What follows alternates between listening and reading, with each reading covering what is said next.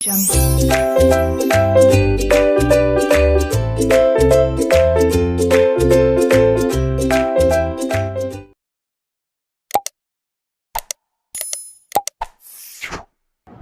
everyone and welcome back to my channel named Learning to Learn. So today we have with us a very important person, Lokesh sir, right? He is इन्होंने अभी latest में Unacademy में join किया है. So he's here. He gave us time to have a quick interview or quick questions जो काफी बच्चों को help करेंगे in their JRF preparation, NET preparation and in their life also, right? So please, Lokesh sir, welcome to our channel.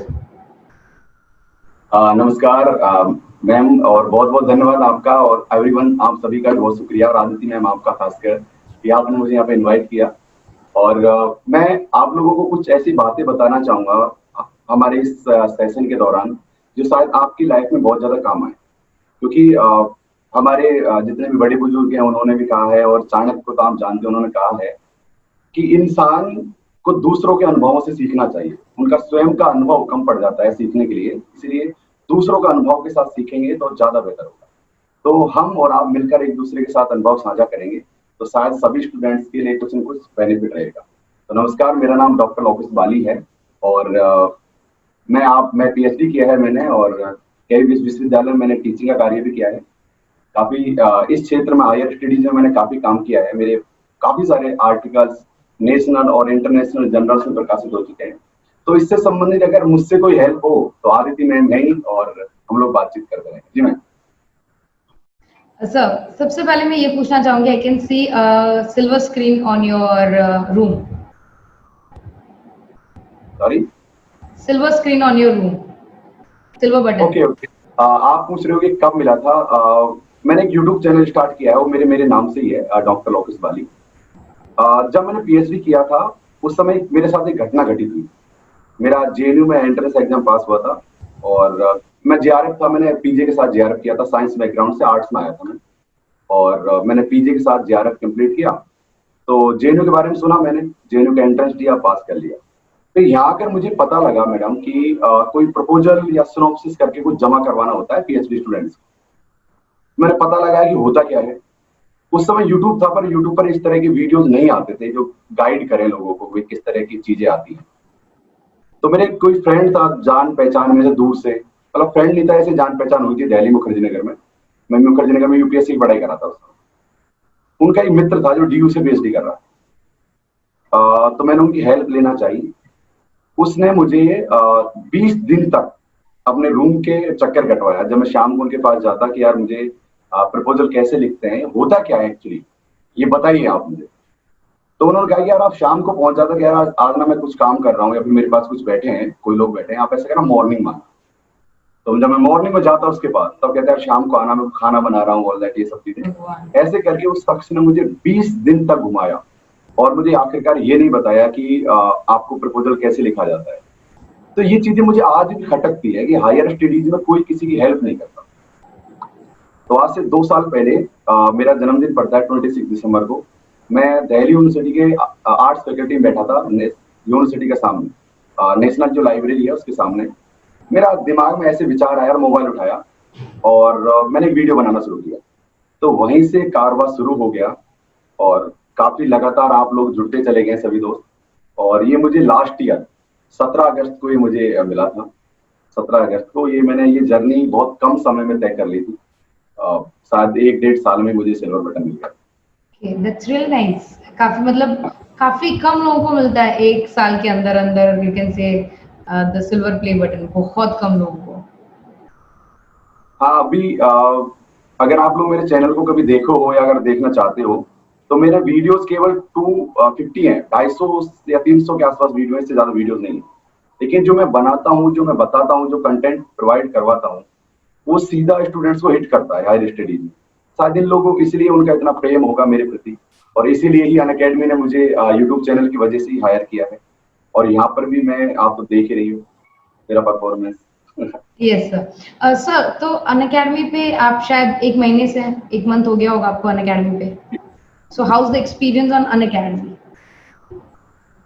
मतलब मैं अगर मेरी language कहूँ ना तो कमाल धमाल एक्सपीरियंस है, एकदम मस्त। मुझे इतना अच्छा लग रहा है अनअकैडमी में पढ़ाना। इससे पहले मैंने यूनिवर्सिटी में पढ़ाया है। मुझे इस तरह का पढ़ाने का, ऑनलाइन पढ़ाने का एक्सपीरियंस नहीं था, क्योंकि मेरे चैनल पर मैं गाइड करता था स्टूडेंट्स को, पीएचडी कैसे करते हैं, एमफिल कैसे करते हैं, फेलोशिप कौन कौन सी होती है, प्रपोजल कैसे बनाते हैं, इंटरव्यूज कैसे देते हैं। इसके अलावा मैं यूनिवर्सिटीज और कॉलेजेस में जाके बच्चों को मोटिवेट करता था, एज ए सेमिनार अटेंड वगैरह करके, तो एज ए गाइडर का काम करता था मैं। लेकिन मैंने पढ़ाया कभी नहीं। यूनिवर्सिटी में पढ़ाया था वो बात अलग है, लेकिन ऑनलाइन कभी नहीं पढ़ाया। जैसे ही मुझे अनअकैडमी ने कांटेक्ट किया, पहले 2018 में किया था मुझसे पहली बार कांटेक्ट अनअकैडमी ने, लेकिन उस समय इतना मुझे पावरफुल प्लेटफॉर्म लगा नहीं, तो मैंने उन लोगों से मना कर दिया। वो कह रहे थे कि आप रिकॉर्ड करके हमें क्लासेस दे दीजिए, तो रिकॉर्ड क्लासेस को मैंने मना कर दिया। अब इन्होंने दोबारा मुझसे कांटेक्ट किया और मैंने इनको यस दिया, और उसके बाद जो आप लोगों का प्रेम मिल रहा है, मतलब 1 महीने के अंदर मैं 24 डेज में टॉप 5 में आ गया था, ओनली 24 डेज में। और मेरी रैंकिंग भी काफी अच्छी है, और सबसे ज्यादा लाइव लर्नर आते हैं मेरे। जब से मैंने ज्वाइन किया Unacademy, entire UGC net category में सबसे ज्यादा लाइव लर्नर दिल्ली मेरे यहाँ। दैट्स रियली इम्प्रेसिव सर, सच में बहुत इम्प्रेसिव है ये बात, क्योंकि इतने शॉर्ट पीरियड में इतने टॉप पे आ जाना is like next impossible. I am still working with Unacademy, I am still on 15 number. मुझे याद है मैं एक टाइम पे 8 नंबर पे पहुंची थी, टॉप मेरा था, 8 के ऊपर नहीं पहुंची मैं। That was last year. So yes, that's very, of course, performance दिखती है। My next question is very, ये क्वेश्चन बच्चे बहुत ज्यादा पूछते हैं, बहुत ज्यादा, कि नेट का एग्जाम क्लियर करने के लिए क्या सिलेबस पढ़ना काफी है या सिलेबस के एक्स्ट्रा पढ़ना? बिकॉज मैंने ये बहुत नोटिस किया बच्चों के साथ, बच्चे सिलेबस तो साइड में रख देते हैं, एक्स्ट्रा पॉइंट्स चालू कर देते हैं। सो बच्चा खुद ही क्लियर नहीं है कि क्या करना है। तो आदित्य, मैं एक बात बताना चाहूंगा आपको। मैं अपना एक्सपीरियंस शेयर करता हूँ, क्योंकि मुझे नहीं पता लोगों ने क्या किया है लाइफ में। मैं ना किसी और के एग्जाम्पल देता हूँ, और मैं तो आप लोगों से यही कहना चाहता हूँ, खुद के एग्जाम्पल खुद सेट करो। जैसा कि आपको पता है कि मैं 3 बार जेआरएफ क्वालिफाइड हूँ, और शुरुआत मैंने जो मेरी पीजी के समय से ही कर दी थी। मैं यूपीएससी की पढ़ाई करने के लिए दिल्ली मुखर्जी नगर में रूम लेके रहता था।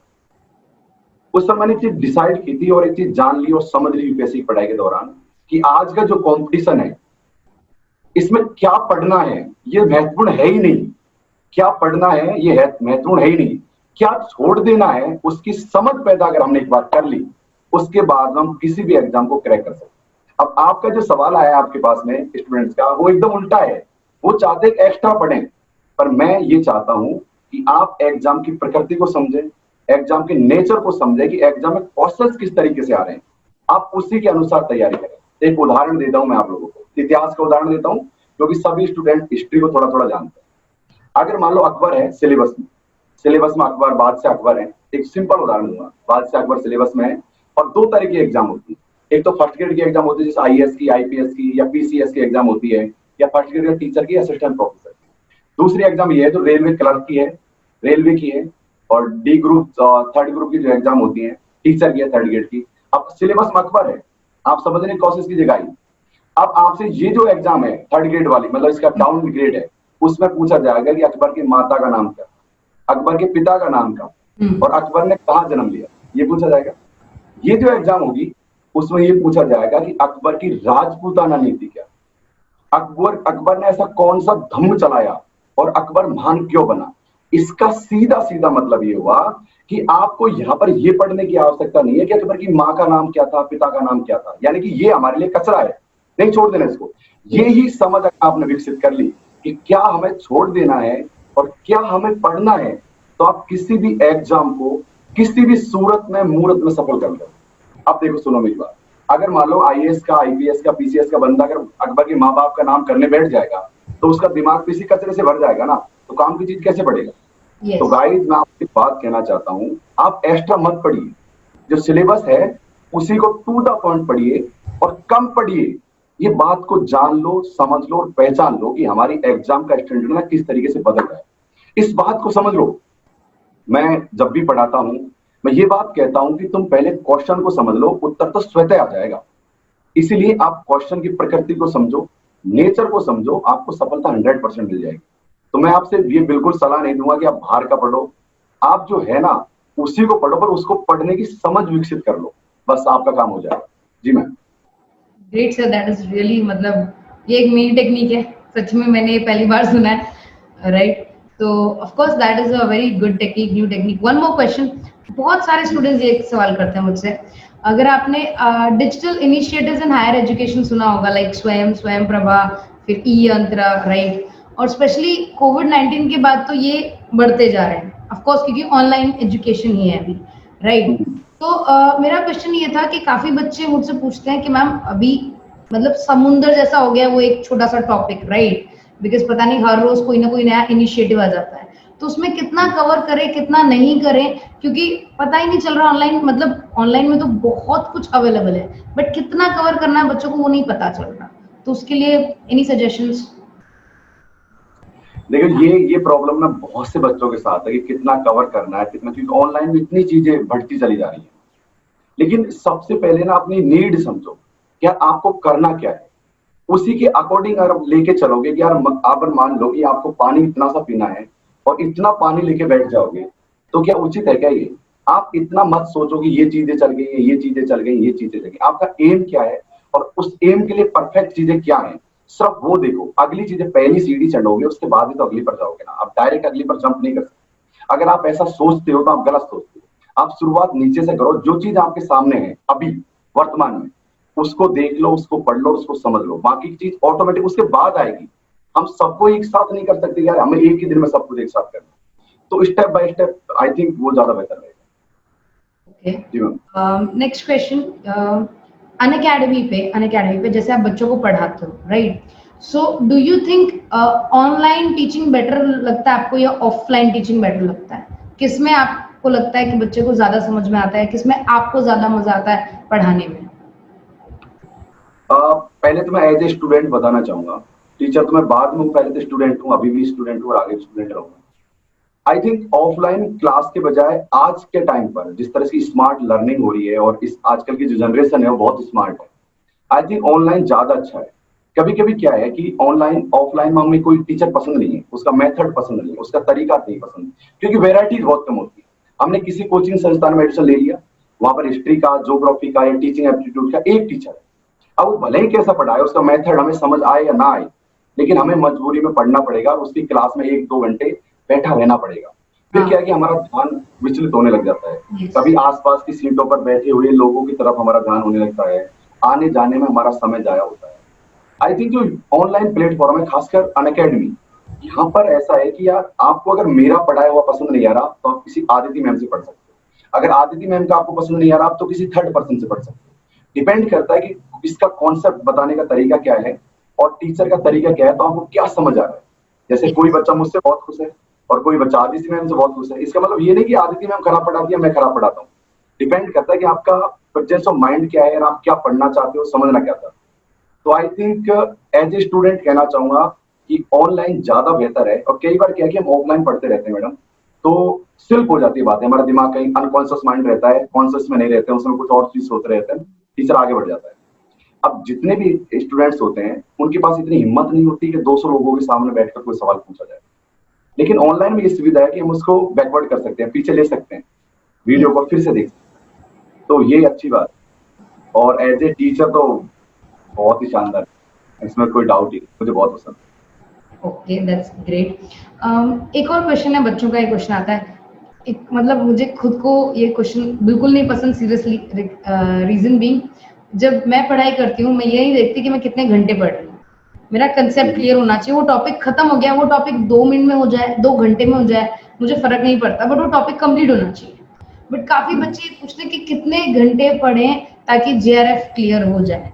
सो अगर आप उनको बोल पाओ, ये मेरी नहीं ये ना सुनते। बड़ा बड़ा कमाल का प्रश्न है, जो अधिकतर आपके स्टूडेंट से पूछते हैं और फिर मुझसे जो स्टूडेंट जुड़े हैं वो भी पूछते हैं कि कितना घंटे पढ़ें। एक्चुअली उनको गोल दिखाई दे रहा है, वो काम करना नहीं चाहते, वो पढ़ना नहीं चाहते, उनको अचीवमेंट हासिल करनी है कि यार हमें जेआरएफ करना है, बस पढ़ना नहीं है। इसीलिए वो कहते हैं यार कितना समय पढ़ें, फलाने ने 10 घंटा पढ़ लिया, उसने 20 घंटा पढ़ लिया। ऐसा गाइड जैसा बिल्कुल भी नहीं है। एजुकेशन को, पढ़ाई को आप, मतलब मैं ऐसी कोई बाबा वाली बात नहीं कह रहा हूँ आपसे, एक बड़ी मतलब धार्मिक बातें कह रहा है, ऐसी कोई बात नहीं कह रहा हूँ। मैं अपने लाइफ का एक्सपीरियंस बता रहा हूँ आप लोगों को, क्योंकि मैंने भी इस एग्जाम को कई बार पास किया और केवल 3 महीने में पास किया, पहली जेआरएफ जो थी मैंने। मैं आपको एक बात बताना चाहूंगा कि आपका जितना मन करे उतना पढ़ो, पहली बात। दूसरी बात ये कि पढ़ना शुरू कर दो। और आपने मान लो कि ये किताब पढ़ना शुरू कर दिया, ठीक है, मान लो कि आपने ये किताब पढ़ना शुरू कर दिया। अधिकतर स्टूडेंट क्या करते हैं कि 2 पृष्ठ पढ़ते हैं, 4 पृष्ठ पढ़ते हैं और सो जाते हैं। फिर दूसरे दिन जगते हैं दोबारा, फिर सोचते हैं यार ये प्रश्न तो मुझे याद ही नहीं है, फिर इसी को पढ़ते हैं और 1 पन्ना पढ़ेंगे फिर सो जाएंगे। आप लक्ष्य बना लो अपनी लाइफ में कि यार मुझे 10 दिन में या 15 दिन में हर सूरत में, हर मुहूर्त में ये किताब को पूरा करना है। हमारा जो माइंड है ना, वो साइकोलॉजिकल चेन काम करते हैं हमारे दिमाग के अंदर। हमारे मन में अगर हमें ये विश्वास हो गया कि यार ये किताब हमें पूरी करनी है, और चाहे भले ही हमने शुरू के 2 दिन पढ़ा और ये 4 पन्ने हमें याद नहीं हुए, लेकिन तुम कंटिन्यू पढ़ते जाओ 10 दिन तक। जैसे ही 10 दिन पूरे होंगे, आपका दिमाग ऑटोमेटिक आपसे ये कहेगा कि यार आपको सब कुछ याद है। यानी जो अनकॉन्शियस माइंड में जो बातें थी वो कॉन्शियस में आने लगेंगे एकदम तरीके से कि यार, और कॉन्फिडेंस बूस्ट होगा आपका कि मैंने एक बुक कंप्लीट कर ली है, और आप ऑटोमेटिक खुश होने लग जाओगे, एक बुक मैंने कंप्लीट कर ली है। अगर आप इस तरीके से पढ़ोगे तो मनोवैज्ञानिक जो साइकोलॉजिकल इम्पैक्ट है आपके दिमाग पर और दिल पर पड़ेगा, और धीरे धीरे चीजें आपको याद होने लगेगी। कई बार हमारे साथ ऐसा होता है कि हमें कोई प्रश्न याद नहीं रहता है, लेकिन एग्जाम हॉल में याद आ जाता है तो जोर देने से। तो आप पढ़ना शुरू करो, घंटे मत गिनो कि कब पढ़े कब ना पढ़े। अगर मैं आपसे ये कह दूं यार सुबह 4 बजे उठकर देखो, मैंने जीवन में आज तक कभी 4 बजे उठकर नहीं पढ़ा हूं, मैं मुझसे नहीं पढ़ा जाता, मेरा टाइम अलग है पढ़ने का। तो आप अपना टाइम अपने अकॉर्डिंग रखो, फिक्स मत रखो कि 4 घंटे पढ़ना है, 10 घंटे पढ़ना है, फलाना आदमी 10 घंटे पढ़ता है, वो 20 घंटे पढ़ता है, ऐसा बिल्कुल नहीं है। आपकी पोटेंशियल क्या है, कितना पढ़ सकते हो उतना पढ़ो बस, और धीरे धीरे बढ़ाओगे ना, इसको पढ़ना शुरू कर दोगे, सिटिंग पावर आपकी होने लग जाएगी। तो धीरे धीरे आप 4 घंटा पढ़ रहे तो 5 पढ़ने लगोगे, 5 पढ़ रहे तो 6 घंटे पढ़ने लगोगे। जी कैपेसिटी बढ़ जाती है अपने आप बच्चे की धीरे जी धीरे। बिल्कुल। यस।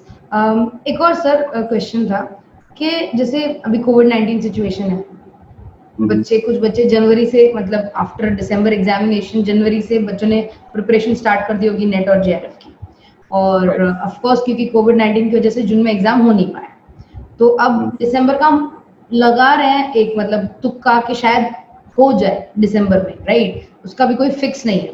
तो बच्चे डीमोटिवेटेड बहुत जल्दी हो जाते हैं, तो कैसे अपने मोटिवेशन को कायम रखे कि नहीं मुझे करना है, कैसे वो चीज को, मतलब कई बच्चे क्या है, कोर्स पूरा हो गया, राइट, तो अब पढ़ना छोड़ दिया, या सिर्फ एक लेक्चर ले रहे हैं, या पढ़ ही नहीं रहे, तो वो चीज कैसे खत्म करनी है?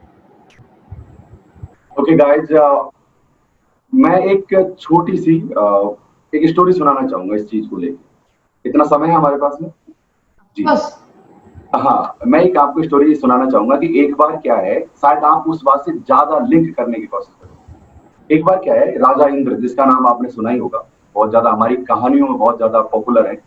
उनको हमेशा ये डर सताता रहता था कि कोई भी ऋषि मुनि ऐसी कोई तपस्या ना कर ले कि मेरे सिंहासन को हड़प ले, कि ऐसा कोई वरदान ना मांग ले किसी भगवान से कि ये मेरे सिंहासन को, भाई मुझे स्वर्ग लोक का सिंहासन चाहिए। और एक बार वो जंगल से गुजर रहा था, एक ऋषि बहुत तगड़ी तपस्या में लीन था, और उसको लगा कि यार ये ऋषि को अगर भगवान मिल गए और अगर ने ये मांग लिया कि मुझे तो स्वर्ग लोक का राज चाहिए, तो मैं तो बर्बाद हो जाऊंगा।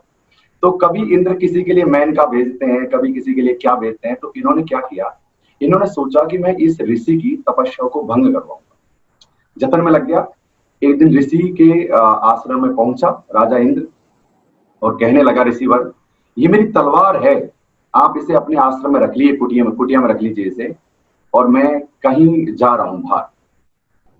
तो ऋषि ने बड़े विनम्र पूर्व आग्रह करके उससे कहा कि राजन, मुझे तलवार से क्या काम है, मैं तो ऋषि हूं, मेरा काम भगवान से है, मुझे तपस्या करना है, मेरा ध्यान एकाग्र। मना कर दिया, लेकिन बार बार निवेदन करने के बाद ऋषि ने आखिर इस बात से सहमत हो गए, या सहमत करवा लिया गया उनको, कि एक तलवार उन्होंने अपने कुटी में रखवा ली। अब ऋषि तो ऋषि है, तपस्या करता रहता है, तो जैसे कि मैं यहाँ बैठा हूँ, यहाँ बैठकर तपस्या करता हूँ, तलवार उस कॉलोनी में रखी हुई। मैं जब भी तपस्या करता हूँ, ऋषि मान लो जब भी तपस्या करता है, उस तलवार पर उसकी नजर जाती है बार बार। 10 दिन, 5 दिन, 15 दिन, 2 महीने, 6 महीने, उसकी वो नजर दूर होती गई। भाई यार ठीक है ठीक है ठीक है। पहले एक दिन ऐसा कि अवॉइड नहीं कर पाया, उसने सोचा कि यार क्यों ना इसे लकड़ी वकड़ी काटने के काम ले लूं इस तलवार। तो धीरे धीरे लकड़ी वकड़ी काटने उस तलवार से लग जाता। एक दिन ऐसा होता है लगातार चलते चलते कि वो तपस्या करना छोड़कर उस तलवार से तलवारबाजी सीखने लग जाता। और ये इस बात को इंद्र जानता था, इस बात को यही चाहता था कि इसकी तपस्या भंग हो जाए। तो ये मेरा कहने का मतलब ये है कि जो प्राइमरी काम है हमारा, जो प्राथमिक काम है हमारा, तपस्या करना, पढ़ाई करना, उसको आप लोग छोड़कर ऐसे जैसे तलवार पर उस ऋषि उस तलवार की वजह से उस ऋषि की तपस्या भंग हो गई थी, उस तरीके से आप अपने जीवन में ये मत कर, नहीं आप बर्बाद हो जाओगे। ये एग्जाम की डेट आगे हो रही है, पीछे हो रही है, इसको सकारात्मक रूप में लो कि यार जो हमारा पक्ष कमजोर था, जिस सेकंड पेपर हमारा कवर नहीं हो रहा था, जिसके हम बहाने लगाते, उसको हमें कवर करना। टीचिंग एप्टीट्यूड, रिसर्च, या फिर जो भी, अगर आप हायर स्टडीज में है तो ये चीजें, या फिर आप कोई अन्य एग्जाम दे रहे हैं तो उन चीजों को बेहतर बनाओ, ना कि आप यार पूरे दिन इसी बात पर लग रहे हो एग्जाम कब होगा, या फिर और कोई कामों में बिजी हो जाओ, नेटफ्लिक्स देखने लग जाओ, या फिर कुछ भी करने लग जाओ। ऐसा बिल्कुल नहीं है। तो आप अपना जो प्राइमरी काम है, लक्ष्य जो आपका है, टारगेट आपका जो है, उसको कभी मत भूलना, चीजें आपके लिए ऑटोमेटिक अच्छी हो जाए। तो प्राइमरी काम को हमेशा याद रखो, मैं तो यही कहूंगा। और आपका लक्ष्य क्या है, मोटो क्या है, आपको कितने लोगों को जवाब देना है, आप इस बात को तय समझो। चाहे आप गांव में रहते हो, चाहे आप शहर में रहते हो, अगर आपके पास जॉब नहीं है तो आपकी वैल्यू नहीं। आज के जमाने में कर्म प्रधान नहीं है, आपके आज के जमाने में कर्म प्रधान नहीं है, सफलता प्रधान है। आपने कितनी पढ़ाई की कोई मायने नहीं रखता, आप सफल हुए या नहीं हुए ये मायने रखता। इसीलिए गाइस, अच्छे से पढ़ो। शहर गांव सब एक सार है, हमारा पूरा हिंदुस्तान। अगर आप शहर में रहते हो तब भी, और गांव में रहते हो तब भी, अगर आप सफल नहीं है तो आपका भाई, पिता, माता, बहन कोई आपकी रिस्पेक्ट नहीं करने वाला। इसीलिए अपने आप को जवाब देने के लिए ये जरूरी है कि आप लक्ष्य के प्रति लगातार बने रहें। जी yes sir, absolutely correct, I do agree. But हाँ, मैं थोड़ा डिफरेंट अप्रोच रखती हूँ, I do agree with that. मैं कर्म पे ज्यादा विश्वास रखती हूँ as compare to success, but fine. Next question is, काफी ये एक सर्कुलर आया था, आई थिंक अराउंड 2018 के 2021 जून के बाद net will be not valid for assistant professor, PhD would be the minimum eligibility criteria. Yes, ये नोटिफिकेशन आपने पढ़ा है? नहीं सर, देखो बहुत सारे सर्कुलर छोटे मोटे न्यूज पेपर्स में आते रहते हैं, कभी इन पे तो मिसगाइड मत होना, क्योंकि हम जिस देश में रह रहे हैं ना अभी, यहाँ पे व्हाट्सएप या ऐसी चीजों के द्वारा कितने ज्यादा तरीके से फेक न्यूज आगे बढ़ रही है। मैं ये नहीं कह रहा ये चीजें फेक है, लेकिन ये चीजें आ नहीं सकती। जैसे अभी न्यू पॉलिसी आई है, उसमें भी कहा है कि आप टीचर बनोगे तो आपके लिए अलग से टेस्ट होगा। तो नेट को कभी नहीं हटाया जाएगा, या नेट को अपग्रेड कर दिया जा सकता है, कि कुछ नया ला सकते हैं इसमें, लेकिन ऐसा नहीं हो सकता कि नेट को हटा दिया जाए, ऐसा बिल्कुल भी नहीं। ये बहुत तो हमेशा वैलिड रहेगा। आप इस बात को मत सोचो 2020 में 21 में क्या होने वाला है और आपने अभी तैयारी बंद कर दी। आप इस तरह का निर्णय मत लेना। आपका काम है भी पढ़ाई करना, वो काम करो। जो 20 आएगा, 22 आएगा, 21 आएगा तो सोचेंगे ना यार उस समय। अभी ये जो है वो काफी बच्चों को था कि काफी बच्चे पूछ रहे थे कि अभी नेट करके क्या फायदा मैम, मतलब 2021 के बाद तो कुछ फायदा ही नहीं रहेगा। तो ये कंफ्यूजन काफी बच्चों को था। नहीं, ये कितने सारे कमेंट्स ये भी आ रहे हैं कि सर हमने तो एमफिल कर लिया है, जो वैलिड रहेगा कि नहीं रहेगा। बिल्कुल रहेगा यार। आप लोगों ने जो डिग्री कर ली वो कभी खराब नहीं जाएगी। जिन लोगों ने एमफिल कर लिया, आप डिसकंटिन्यू कर दिया एमफिल को, तो क्या एमफिल कम नहीं आएगा? डेफिनेटली काम आएगा। आपका जो एपीआई स्कोर जुड़ता है असिस्टेंट प्रोफेसर में, उसमें लगेंगे 15 नंबर उसके। तो ऐसा बिल्कुल भी नहीं है कि आपका काम नहीं आएगा। ओके सर, मेजरली सारे क्वेश्चंस तो मैंने कवर कर लिए, बट फिर भी आप अपनी तरफ से अगर बच्चों को किसी को भी, मतलब जो भी ये वीडियो देख रहा है उसको कुछ भी कन्वे करना चाहते हैं तो please they would love to hear something from me. देखिए, सबसे बड़ी बात तो मेरे लिए ऑनर की बात यही है कि आदिति मैम ने मुझे इस मंच पर, इतने बड़े मंच पर इनवाइट किया। ये मेरे लिए बड़े गौरव की बात है। सबसे पहली बात तो ये है। मैं कुछ बात कहना चाहूंगा आप लोगों से, स्टूडेंट से मैं कुछ बात कहना चाहूंगा। ये बातें ऐसे मत सोचना कि यार बड़ी मोटिवेशनल बातें कर रहा है, लेकिन ये जरूरी है, क्योंकि सफलता आपके लिए जरूरी है। कि आप सफल होते हो नहीं होते हो, ये ज्यादा जरूरी है। ये जो लॉकडाउन का टाइम है, ये अभी लॉकडाउन का जो टाइम चल रहा है ना, और आप जानते हो कि इतिहास अपने आप को दोहराता है हमेशा। इतिहास अपने आप को दोहराता है। आज से 20 साल बाद में, 30 साल बाद में आप इस स्टोरी को सुनाओगे कि यार हमारे जमाने में एक ऐसी बीमारी आई थी कि पूरा वर्ल्ड जाम हो गया था, पूरा भारतवर्ष रुक गया था, लोग एक एक घरों में कैद होकर रह गए। तब आपके बच्चे आपसे पूछेंगे कि मॉम, डैड, आपने क्या किया था घर बैठकर। तो तुम क्या जवाब दोगे ये डिसाइड कर लेना अभी से, आज से। तुम क्या जवाब देने वाले उनको। क्या जवाब दोगे तुम? अगर आपने तैयारी कर ली, अगर आपने नेट पास कर लिया, पीएचडी आपने कर ली, असिस्टेंट प्रोफेसर आप बन चुके, तो 30 साल बाद में आपके पास जवाब होगा, अपनी बेटी का नाम लेके या बेटे का नाम लेके बोलोगे कि उस लॉकडाउन में मैंने पढ़ाई की थी, इसीलिए आज मैं असिस्टेंट प्रोफेसर बन के बैठा हूँ। अगर वो लॉकडाउन नहीं आता तो शायद मैं जिंदगी में कुछ नहीं कर पाता।